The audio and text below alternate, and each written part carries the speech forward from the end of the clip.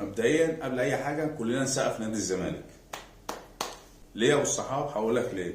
انا جايب لك فيديو يخليك بعد ما تتفرج عليه تقول بالظبط شد الجوان يا محمد وادعي لي ربنا ياخدني. بالظبط كده. انا جايب لك نظريه غريبه عجيبه الشكل بتطرحها قناه الزمالك، فيها خلاصه ان النادي الاهلي في المركز الثالث ليه وهما في المركز الاول ليه. بس قبل ما نسمع يا ريت لايك الرايق وتصل علينا في الكومنتات ودعمني وشير كتير عشان صوتنا يوصل، وما تاثرش مع اخوك الاهلاوي في لايكاتك الرايقه علشان صوتنا يوصل لاكبر عدد ممكن.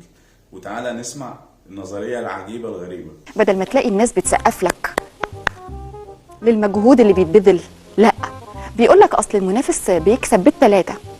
اقول لك مش يمكن العيب هنا وانتم مش واخدين بالكم؟ كل ما يكسب ثلاثه يلاقي نفسه لسه في المركز الثالث.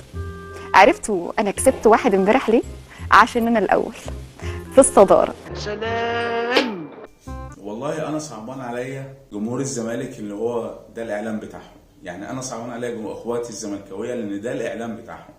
طلعت لك بنظريه غريبه الشكل بتقول لك النادي الاهلي بيكسب بثلاثه عشان هو كده في المركز الثالث، وانا في الاول عشان كده كسبت واحد بس.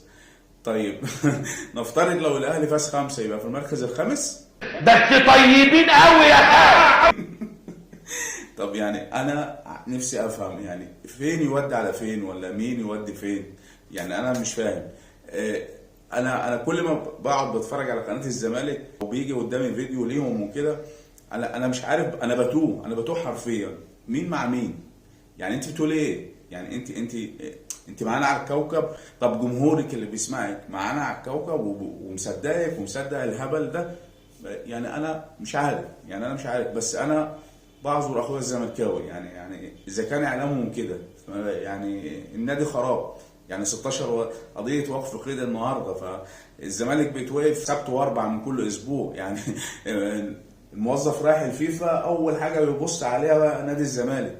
خلاص علامه مسجله في الفيفا. يا دي الفضيحه ام جنادل، يا دي الدلسه ام حناجل. يعني انا بطالب اداره الزمالك وقناه الزمالك يعني فوقوا زي ما كان بيقول المستشار بتاعكم. يعني في ايه؟ انتوا مش على كوكبنا والله. بس كده يا صاحبي، ما تنساش لايكك الرايق وصل على النبي في الكومنتات وشير كتير عشان صوتنا يوصل، واللي مش متابعني تابعنا عشان يشوف كل جديد. سلام.